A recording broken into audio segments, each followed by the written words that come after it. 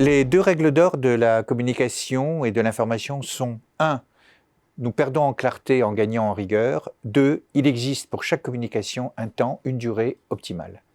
Rappelons qu'elles sont largement inspirées et renforcées par des méthodes scientifiques. À cet égard, ces propos s'inspirent des travaux et discussions avec Alain Marioni, professeur émérite de sciences à l'École nationale des ponts et chaussées.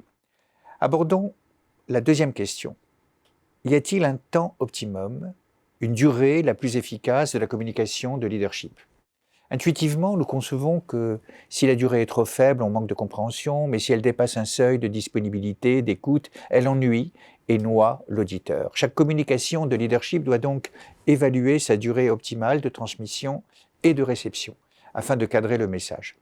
La règle concerne la communication externe et interne, mais aussi en ressources humaines, en particulier lors des entretiens individuels, souvent trop longs, unilatéraux, plutôt confus et parfois blessants, particulièrement s'ils se contraignent par des attitudes artificielles et surtout lorsque l'on ne discerne plus l'information objective, des jugements qui peuvent parfois toucher à l'intimité, même habillés de concepts de distanciation. Cette absence de clarté sur le temps nécessaire et la différence entre informer et communiquer génère des blessures narcissiques longues dont nul ne tire avantage et qui alimentent la machine à démotiver. Me suis-je fait comprendre ou est-ce trop long ? Qui ne s'est jamais senti bloqué, piégé, frustré dans une relation supposée de communication ?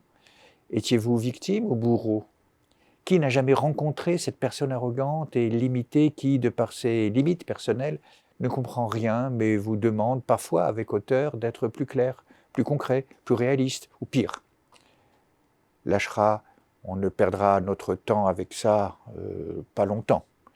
Vous pensez peut-être alors que votre leadership est médiocre ?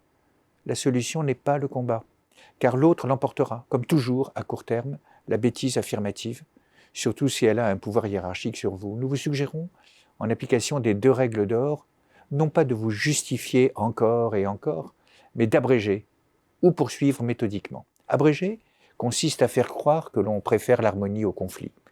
D'accord, on y réfléchira peut-être plus tard, mais mon idée aujourd'hui ne convient pas. Restons-en là.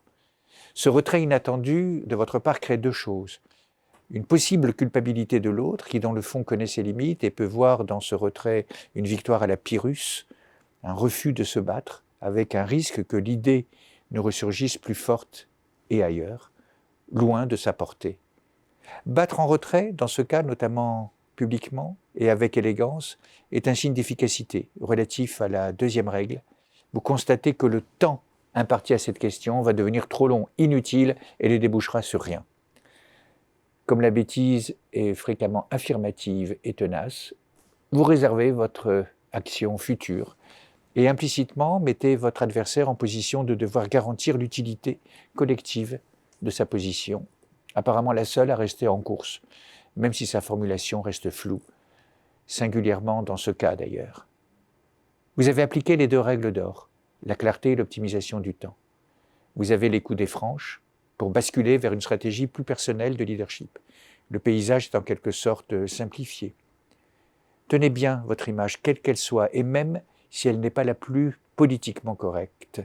Si vous êtes un sachant, restez-le, même si l'ambiance est du genre bisounours sociétal. Seul avec vous-même, questionnez l'intérêt pour vous de ce leadership et décidez de l'activer ou de le restreindre. Outre le retrait, une deuxième méthode se fonde sur les binômes flous.